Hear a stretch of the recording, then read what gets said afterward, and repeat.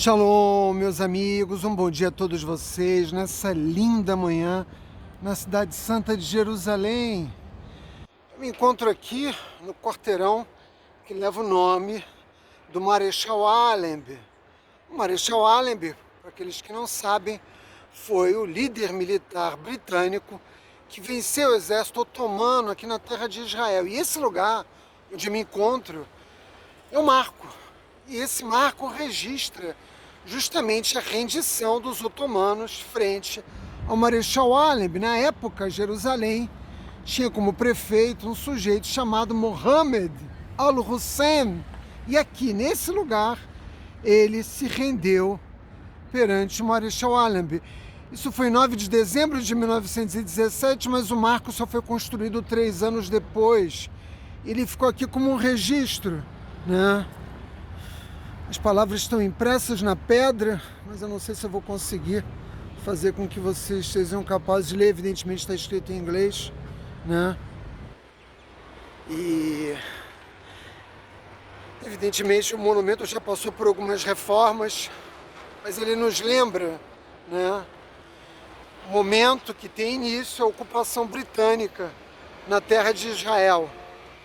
Nosso povo, assim como lutou contra o Império Otomano, depois também faria resistência feroz à ocupação britânica na terra de Israel até a resolução das Nações Unidas, que estabeleceu a partilha, né, da Palestina britânica com o fito de criar 2 nações.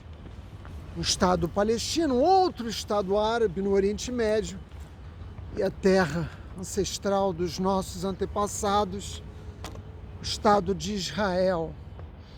E como vocês sabem, no mundo todo o povo judeu vai fazer a leitura da nova porção semanal da Torá, a Parashá Vayera. E ela continua nos falando de Abrão Avinu. O evento mais importante narrado nessa Parashá, indiscutivelmente, é a Kedat Yitzhak, né? A amarração para o sacrifício, né, de Yitzhak Avinu no alto do Monte Moriá. Mas não é minha intenção na manhã de hoje falar sobre esse evento extraordinário, para o qual o mérito de Yitzhak Avinu e também de Abraão perdurariam até os dias de hoje, trazendo proteção para o nosso povo. Eu quero, no dia de hoje, transmitir uma mensagem de Torá para vocês associado à destruição da cidade de Sodom, como nós dizemos em hebraico. E é preciso, antes de mais nada, dizer que Sodoma e toda aquela região circunvizinha eram famosas justamente por suas práticas absolutamente cruéis. E por isso mesmo, o Criador entendeu que deveriam ser destruídas. Vejam, Kadosh Baruch Hu prometeu a Noé que a humanidade não voltaria a viver um cataclisma global, como o Mabu, como o dilúvio. Mas a Kadosh Baruch Hu não disse a Noé, né, que ele não interviria sobre a realidade, destruindo os perversos, os Rashaim, né, os que são perversos. E a prova disso é justamente a destruição da cidade de Sidom. Mas Hashem, antes de enviar um anjo, né, que é o seu representante, o seu Shelia no mundo, para cumprir esse decreto de destruição completa da cidade de Sidom, teve o cuidado de informar Abrão Avinu. Todos nós conhecemos, de alguma forma, o incrível diálogo de Abrão Avinu com Kadosh Baruch Hu, no qual ele tenta salvar Sodoma. E a pergunta que cabe antes de mais nada é por quê? Por que Kadosh Baruch Hu, antes de destruir Sodom, comunica a Abrão Avinu? E a razão é evidente. Ora, qual era a promessa de Kadosh Baruch Hu ao nosso patriarca? Que essa terra toda, que Israel, pertenceria a ele e também aos seus descendentes. Portanto, Hashem deu a Abrão Avinu todas as cidades que eram ocupadas naquele momento pelos descendentes de Cam, pelas nações cananitas. E, obviamente, Abrão Avinu, como pai de uma multidão de nações, deveria ser comunicado da destruição de Sodoma. Afinal de contas, se ele era o pai dessas nações, Kadosh Baruch Hu não podia destruir as suas crianças sem avisar o pai. E isso, o Midrash nos ensina que por essa razão, Kadosh Baruch Hu comunicou a Abrão Avino. Porque nós sabemos que comumente Hashem conversa com os anjos, com sua imensa legião de anjos. Mas aqui, Abrão Avino, nosso patriarca, nosso antepassado, ele foi comunicado, porque tudo isso aqui pertencia a ele, porque esta foi a promessa do Criador. E Abrão Avino, e isso é o ponto importante, ao saber do que aconteceria, da destruição iminente de Sodoma, orou e defendeu Sodoma num longo apelo, indo muito além dos seus próprios méritos. Abraão Avino era extraordinário, Moshe Rabbeinu era extraordinário. A forma como esses profetas dialogavam com o Criador, pleiteavam e se dirigiam ao Criador, são únicas. Nenhum outro ser humano teve tamanha proximidade a Hashem como Abraão Avino e Moshe Rabbeinu. E muito além daquilo que ele podia pedir, ou seja, dos méritos que ele, Abraão Avino, tinha, ele pediu pela salvação da cidade de Sodoma. Por quê? Porque a conta de Abraão Avino era muito simples. Talvez existam pessoas justas que possam ajudar essa sociedade caída e perversa a corrigir os seus caminhos. Essa já é uma diferença importante, né, entre Abraão Avino e Noah. Noah foi instado a construir uma arca para salvar todas as espécies animais, para salvar a humanidade. Ele realizou essa tarefa em 120 anos, mas Noah nunca rezou, nunca orou, nunca pediu ao Criador pela salvação da humanidade. De modo que Abraão Avino foi um justo muito mais completo, um tzadik muito mais perfeito.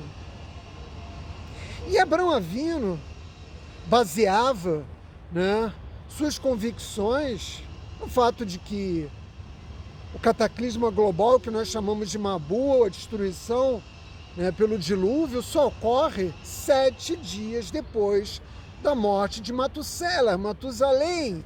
Ele vai falecer e 7 dias depois, Kadosh Baruch Hu, depois de cumprir os 7 dias de aveluto, do luto de Matusalém, vai destruir, né, a humanidade. O que nos ajuda a entender, e isso faz parte da extensa sabedoria judaica, que a presença do tzadik numa cidade, numa região, traz proteção para essa região. Quando o Rabino Chaim Kanievsky, Gadol Adol da geração, faleceu, poucos dias depois, o que nós tivemos? Um atentado terrorista em Bnei Brak que levou ao assassinato de vários judeus religiosos. Nunca havia acontecido tal coisa enquanto ele esteve vivo. Ele, sozinho, irradiava proteção sobre toda Bnei Brak. Claro que Bnei Brak é habitada por centenas de justos, mas a força do tzadik da geração sustentou a vida em Bnei Brak, e assim também Matusalém, naquela sociedade caída. Mas a verdade é que em Sodoma não haviam justos. Não haviam justos que fossem capazes de resgatar a vida e orientar na direção de um novo caminho aquela sociedade tão cruel, tão envolvida em tantas formas de perversão, maldade e degeneração das leis divinas. O máximo que Abraão Avino conseguiu fazer, por seu mérito, foi resgatar a família de seu sobrinho Lot. E mesmo assim não a família toda, porque Lot tinha 4 filhas, 2 casadas e 2 solteiras. Lot conseguiu retirar de Sidom a sua esposa e suas 2 filhas solteiras, mas as 2 casadas e os seus genros não quiseram sair de Sidom, não acreditaram, né, que a cidade ia ser destruída. E a pergunta evidente que eu dirijo a vocês é: se Sodoma era, afinal de contas, tão cruel, né? E isso é um capítulo à parte, as formas de perversão que marcavam a sociedade sodomita, se ela era tão cruel assim, afinal de contas, por que Abraão Avino tão diligentemente tentou salvar, né, essa sociedade? Afinal de contas, com a destruição do povo de Sodoma, o mundo e, sobretudo, a futura terra de Israel não se tornaria um lugar melhor justamente sem essa sociedade tão perversa? Eu deixo que vocês respondam. Me parece que essa pergunta é bastante atual. Fique atento ao que eu estou tentando transmitir a vocês. A empatia com a dor do outro, né? Com a dor humana, a gentileza, que são traços característicos fundamentais de Abraão Avinu, porque o seu nome se confunde com Hesed, com bondade. Faz parte não apenas da natureza do nosso patriarca, dos nossos patriarcas, mas de toda a humanidade. A empatia com a dor humana, a gentileza, é uma característica própria da condição humana. Todos nós a possuímos internamente, mas ela é constantemente turvada. Como assim, Átila? Por que nós deixamos de lado esta natureza própria da nossa condição humana e agimos numa direção oposta ao que deveria ser os valores da empatia com a dor e o sofrimento humano? Por conta, por exemplo, de valores distorcidos. Por exemplo, a competitividade. Quando existe uma disputa, no qual o mais importante é vencer a todo custo, não há lugar para gentileza, não há lugar para simpatia. Em um mundo competitivo como esse que nós vivemos, você deve fazer tudo o que estiver ao seu alcance para vencer. E nós, mesmo que não reflitamos conscientemente sobre isso, é o que nós fazemos. Existe até um ditado no Brasil que ajuda a entender bem isso: farinha pouca, meu pirão primeiro. As pessoas pensam primeiro em si mesmas, nos seus interesses, naquilo que são, né? Os interesses em jogo, e depois com o próximo. Para vencer, tudo é permitido, até mesmo caminhar na direção oposta àquela que é a nossa primeira natureza. E a nossa primeira natureza é sermos gentis. Mas nós devemos ter muito cuidado, porque a bondade, né, de Abraão Avinu, ainda que fosse a maior de todas as suas características, uma característica notável, né, a sua bondade, o cuidado que ele tinha em receber as pessoas, por isso ele foi tão importante para difundir o nome de Akadosh Baruch Hu no mundo, porque ele recebia as pessoas na sua tenda, ele as alimentava, ele as tratava com dignidade, sem exigir nada a não ser o agradecimento ao Criador do Universo. Abraão Avinu não converteu as pessoas no sentido clássico, né? Embora ele já fosse alguém que cumprisse toda a Torá. Abraão Avinu não era um Bnei Noah propriamente dito. Ele também estava submetido às leis noéticas, mas ele era muito mais do que isso. E a Torá e o Talmud descrevem por diversas ocasiões o fato de que Abraão Avinu já cumpria toda a Torá, ele já conhecia a Torá. Mas é preciso dizer que, apesar de toda a sua bondade, de toda a sua generosidade, ele não perdia em momento algum a percepção da obrigação primeira dele. E qual é a primeira obrigação de todo ser humano? Uma obrigação moral de seguir a vontade de Deus. Foram essas forças, inclusive, que permitiram que ele estivesse disposto a sacrificar o seu filho único, o seu herdeiro espiritual, Yitzhak Avinu. Foi essa percepção da obrigação que cada um de nós deve ter com o Criador que faz com que nós tenhamos a força necessária para abrirmos mão de tudo aquilo que o Criador nos peça.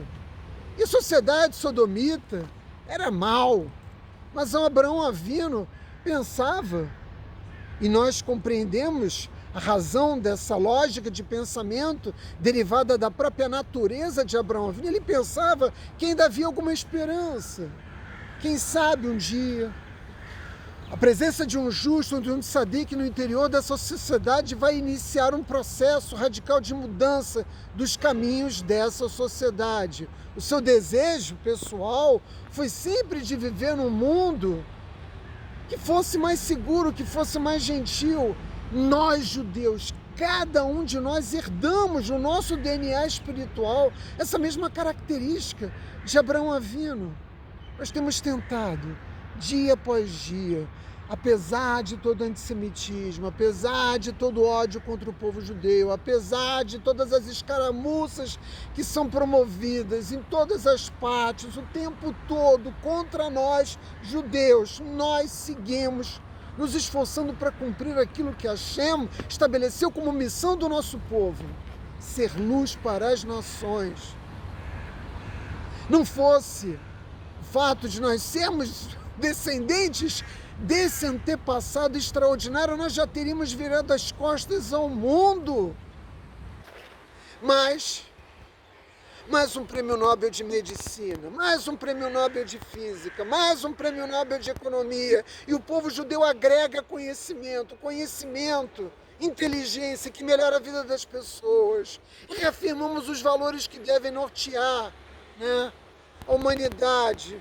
Mas a humanidade que nós vivemos também é uma humanidade caída. Basta ver que o Irã, não a Arábia Saudita, o Catar, ou o Iêmen, o Irã assumiu a presidência da Comissão de Defesa dos Direitos Humanos nas Nações Unidas. Seria hilário, patético, se não fosse trágico, que nos cárceres do Irã se encontre, né, alguém que acabou de receber o Prêmio Nobel pela Paz. Essa gente mantém presa aquela que é o sopro da liberdade das mulheres no mundo. E eles vão presidir a Comissão de Direitos Humanos das Nações Unidas. Precisa dizer alguma coisa a mais? Se nós quisermos determinar, né, o nível de queda, né, moral em que o mundo se encontra, mas isso, essa nossa gentileza, essa nossa empatia, esse nosso desejo de seguirmos vivendo de uma forma segura e querendo estender essa segurança para todos os povos, isso não pode nos distrair em momento algum do nosso compromisso principal com aquilo que nós entendemos ser a vontade de Deus. A vontade de Deus é expressa através da Torá Kedushá. São as lições da Torá que indicam a direção, não apenas para nós judeus, mas para toda a humanidade. E a Kadosh Baruch Hu, Todo-Poderoso, deseja, e como ele deseja, como ele anseia por isso, que os malfeitores se arrependam. Por isso, Hashem demora tanto para cumprir a lei, por isso ele retarda tanto, né, os decretos para punir os responsáveis pelos atos de crueldade no mundo. E ele só o faz, Hashem só toma decisão quando não há mais nenhuma outra forma de esperança. Quando Hashem percebe que aquele indivíduo, aquela sociedade, aquele povo, aquela nação, não importa, não tem mais qualquer possibilidade de resgate, aí sim o decreto chega. E foi o que aconteceu com Sodoma. Era uma sociedade que não podia mais se corrigir. Se havia perdido toda a esperança. Abraão Avinu acreditava nessa esperança, mas a Kadosh Baruch Hu, cuja justiça perfeita, sabia que não havia mais a possibilidade de resgatar nenhum único traço positivo no caráter daquela gente. Mas nós precisamos ter uma clareza fundamental sobre aquilo que nos motiva. Porque o que deve nos motivar não deve ser essa que é a nossa primeira natureza. Como assim, Átila? Então nós não devemos nos orientar por esse senso de gentileza, por essa forma amorosa de lidar com a realidade, com as pessoas? Não, não é isso. É óbvio que se nós queremos levar a termo o fundamento do amor ao próximo, nós devemos agir dessa forma. Mas aquela que é a nossa bondade natural, embora nos dê, de fato, um nível extraordinário de empatia, de capacidade, de compromisso, de cuidar dos outros, ela apresenta, em alguma medida, um risco, um grande risco para nós.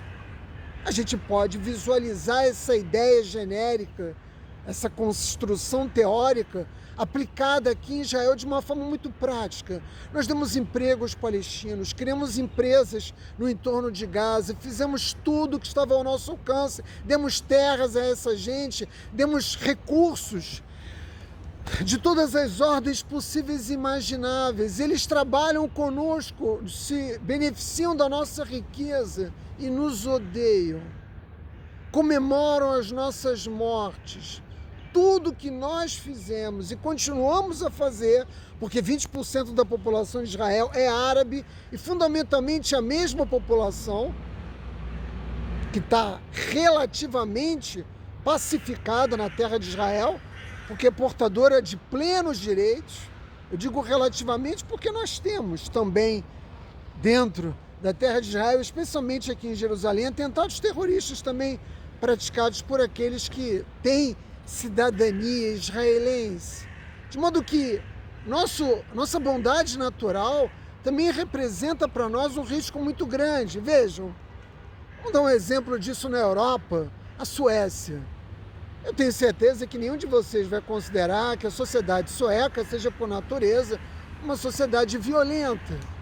A Suécia foi um país, que há muito tempo já deu um salto na sua história e conseguiu construir uma realidade de paz social. Mas isso é no passado, e é um passado relativamente recente. O que aconteceu depois da imigração maciça de maometanos para a Suécia? A violência urbana cresceu.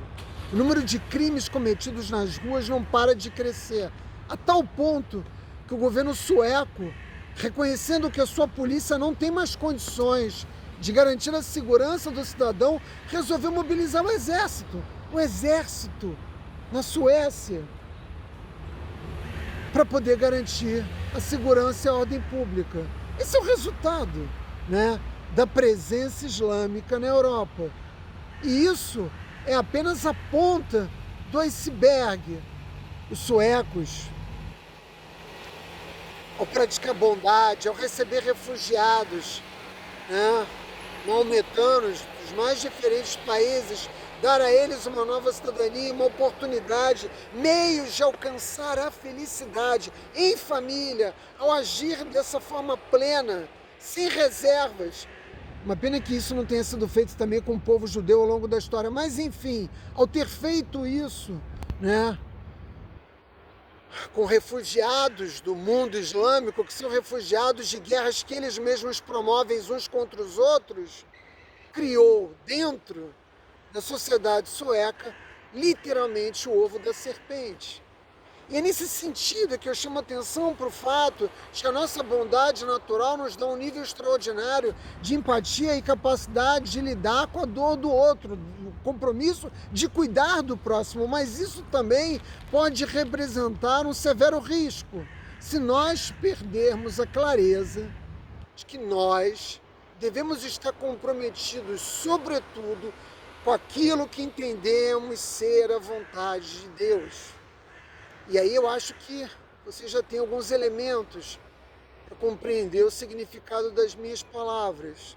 No outro extremo, nós temos pessoas e nações que, embora devessem ser civilizadas, porque quando eu digo que é parte da condição natural da espécie humana, a busca pelo entendimento, pelo amor ao próximo, pela empatia com as tristezas e dores do próximo, eu não estou descartando o fato de que isso também deveria ser uma realidade em relação às sociedades islamizadas.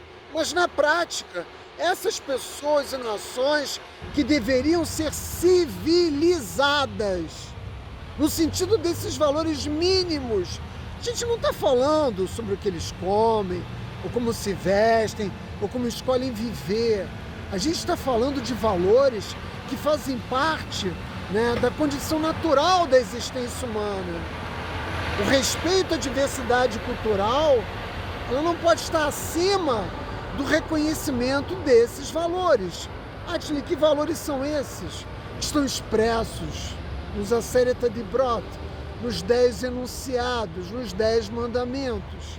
E a vida é um valor central dentre estes valores fundamentais que o Criador lançou para todos nós, seres humanos, não apenas para os judeus. Mas a verdade é que no interior dessas sociedades, o dinheiro, o desejo de vingança, a busca por honra, além de outros estereótipos, fazem com que essas sociedades, caminhem numa direção oposta daquilo que deveria ser sua própria natureza. E isso não acontece naturalmente só no mundo islâmico. Isso acontece de modo generalizado. Eu posso dar um outro exemplo do que eu quero dizer. Obama desejava a honra de ter um prêmio Nobel da Paz. E ele fez tudo o que ele acreditava que estava ao seu alcance para finalmente alcançar, esta honra. E sabe o que ele fez? Ele regularizou as relações com o Irã e dessa forma liberou bilhões, centenas de bilhões de dólares para o Irã. E sabe o que aconteceu com esse dinheiro? Esse dinheiro armou os Houthis, no Iêmen. Esse dinheiro armou o Hamas. Esse dinheiro armou o Hezbollah. Esse dinheiro armou os grupos xiitas no Iraque. Esse dinheiro armou os seus aliados na Síria. Foi isso que aconteceu, Obama, que aparentemente era um homem comprometido com o desejo de um mundo mais seguro e com paz social, foi um dos responsáveis, não o único, estou apenas dando um exemplo, porque de certo modo o Trump também contribuiu para que isso acontecesse. Na verdade, todos os presidentes americanos, existe uma contradição evidente, em todos esses governos que nos apoiam, como agora, mas ao mesmo tempo agem, colocando em risco a segurança tanto de Israel como das nações de um modo geral. E é preciso ter clareza disso. Por quê?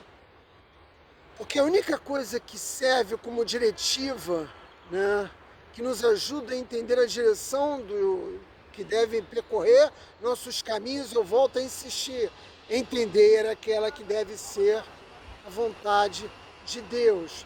Portanto, essas sociedades não se civilizaram, muito pelo contrário. Essas sociedades têm como paradigma a guerra. E é o que acontece com as sociedades islamizadas. Talvez não seja assim, no Azerbaijão, talvez seja uma experiência diferente de sociedade islâmica, mas em 99% dos casos são sociedades organizadas para a guerra, para o conflito. E nesse sentido, muitos se assemelham a Sodoma. Ou seja, nosso compromisso moral deve ser sempre aquele de seguir a vontade de Deus. E alguns de vocês, talvez influenciado pelas palavras dos que nos odeiam, possa dizer algo como: mas eles têm o livro deles, o Rumash, o Pentateuco, o Mosaico, mas isso é só um livro que eles dizem que é a vontade de Deus. Mas é engraçado como aqueles que tentam desqualificar a Torá como a vontade divina nos odeiam tanto por ter na nossa posse esse livro. Nos odeiam tanto pelo fato de no Monte Sinai nós temos recebido esse livro. Nos odeiam tanto de modo a criar uma absoluta desproporcionalidade na relação das nações com Israel. Nosso povo é um povo insignificante em termos demográficos. A terra de Israel não passa de 4% de todo o território do Oriente Médio. Se colocado perante as nações do mundo, é simplesmente insignificante. Mas o ódio que se promove contra Israel é algo assustador. Mais de 80% de todas as resoluções das Nações Unidas são dirigidas a Israel. No mundo todo nós estamos assistindo uma mensagem clara de ódio contra o povo judeu. De modo que o que eu tenho a dizer hoje a vocês, falando sobre Sodoma, não é algo que eu deixe simplesmente estar nas entrelinhas, porque a Torá é instrução, e ela é instrução de vida não apenas para o nosso povo que a recebeu há mais de 3.300 anos atrás, ela é instrução agora mesmo. Mas as pessoas, ao invés de se agarrarem na vontade de Deus, ao invés de se orientarem, né, pelo desejo do Criador no mundo, elas preferem se agarrar às teorias da conspiração. Elas preferem acreditar nos Anunnaki, na agenda global. Mas, meus amigos, a verdade está desnudada diante dos nossos olhos. Não é necessário, né, apostar as nossas crenças na existência de uma agenda oculta. Essa agenda se revela diante dos nossos olhos de uma maneira muito clara. Nós temos a maior parte do mundo contra Israel. Isso não faz o menor sentido se nós não compreendermos esse fato a partir de razões eminentemente espirituais. E é curioso que nesse momento extrema esquerda e extrema direita convergem naquilo que elas têm de comum. O que, Átila? O ódio antissemita. Parece um tanto contraintuitivo, mas a verdade é essa. O ódio contra o povo judeu une inimigos naturais. Por quê? Porque essa é uma guerra que está sendo travada desde o início dos tempos. Israel começou a travá-la contra os amalequitas. Quando nós saímos do Egito no Êxodo, nós nunca tivemos paz. De modo que, ao rever os acontecimentos que tiveram lugar em Sodoma e o fim que Sodoma teve, né, nós devemos pedir ao Criador que nos ajude com todas as nossas forças e as forças que descem dos céus para nós também, para que nos tornemos pessoas melhores, independentemente de outros fatores, independentemente dos interesses em jogo. E o que isso significa? Significa que nós devemos ser capazes de fazer sempre a melhor escolha, de tomarmos a decisão mais certa. E eu sei que para um número cada vez maior de pessoas, se posicionar ao lado de Israel se torna cada vez mais difícil, porque hoje as guerras não são mais travadas apenas no fronte de batalha, elas são travadas sobretudo no ambiente virtual, nas redes sociais. E nós sabemos que Israel não pode vencer essa guerra de narrativas. Por quê?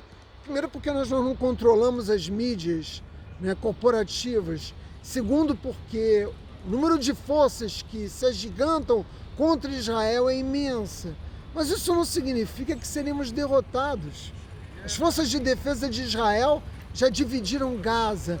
Nós já perdemos 20 soldados e vamos perder muito mais. Mas o que nós temos a ganhar é segurança e paz definitiva para as nossas famílias, pelo menos em relação à ameaça que Gaza representa.